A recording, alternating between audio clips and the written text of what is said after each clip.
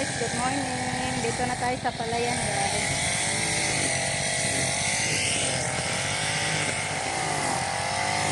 Nandiyan na si Justin grass cutter na guys.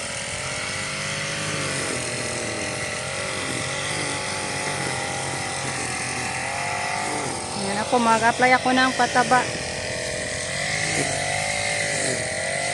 Yan, pataba tayo.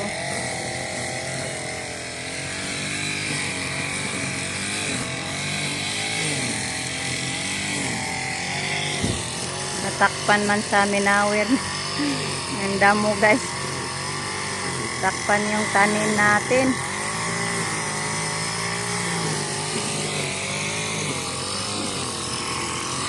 Hala.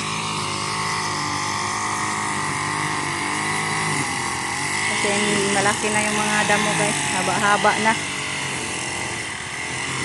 Natakpan yung tanim natin.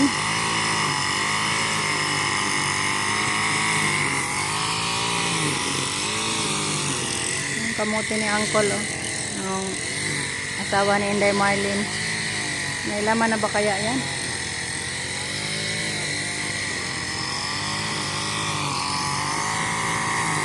Magano muna ako guys.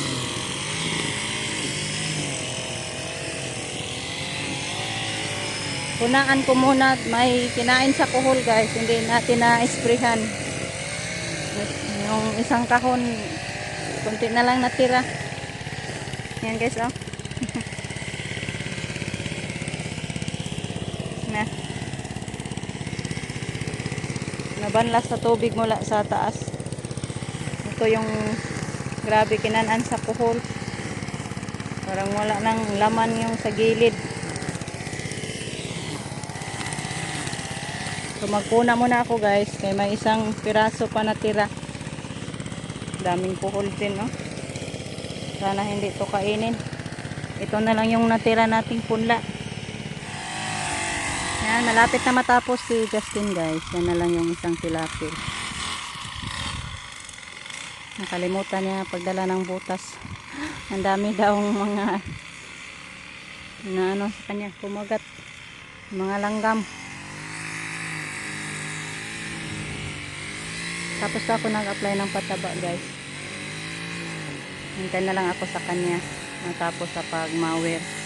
Hindi nakakasya yung isang pirasong ano guys, tali na punla. Yan, oh. Hindi ko pa natapos sa pagpuna. Wala nang punla. Yan, blanco na. Wala nang may tanim. Nandyan tapos na. Ating na i-bless to ni Lord guys. Yung ating mga palayan. Siya yung may-ari nito. Hintay-hintay na lang tayo ni Justin guys. Yan na lang at saka yung doon sa gilid. Ay, mayroon pa pala doon sa baba. Isang kahon. So, hintay na lang tayo guys. Madali lang naman. Sobrang init na. Malapit na mag 11 guys. Dito na tayo sa bahay. Kararating lang guys. Di maintindihan ang feeling guys. Biuhaw, gigutom. Sobrang init na. Thank you Lord at mainit lang tayo para di mabahaan yung ano natin. Fertilizer ba? Mga epekto dyan para hindi mataba na yung palaya natin guys doon.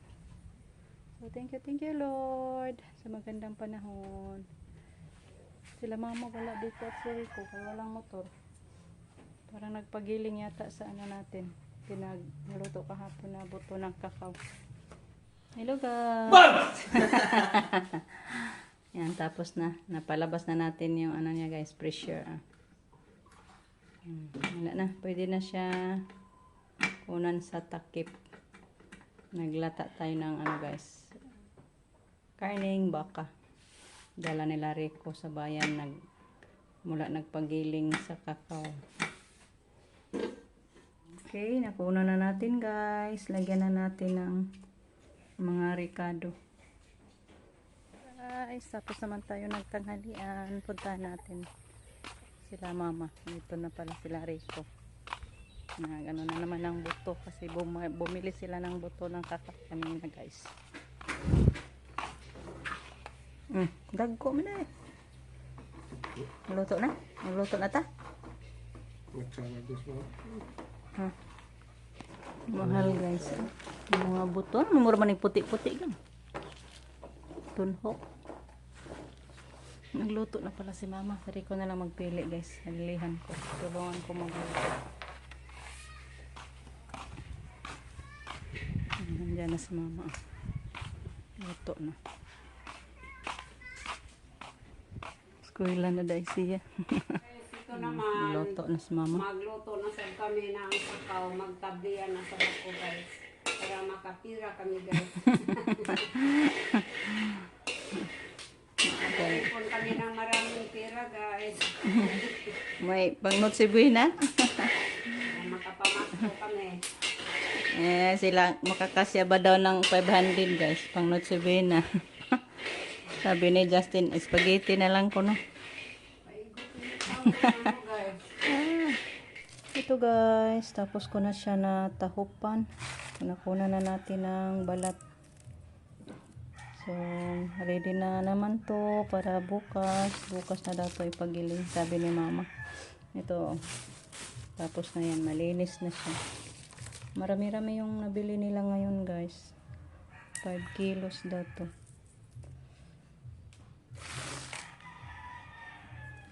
Kahapon 3 kilos, ngayon 5, so bali 8 na yung ano ni mama nabili na buto.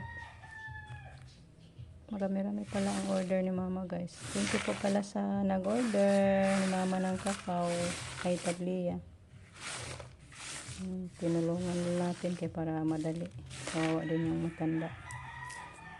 Andun, pinahiga ko na siya guys, pinarelax ako na nagtapos nito. So, pauwi na ako guys. Tapos na natin nalinisan yung naluto nating kakao. So, thank you so much guys sa inyong walang sawang pagpapanood, sa mga pag-no-skip ads, sa pagpanood sa aming mga upload guys. Thank you so much. Marami yung kamay natin.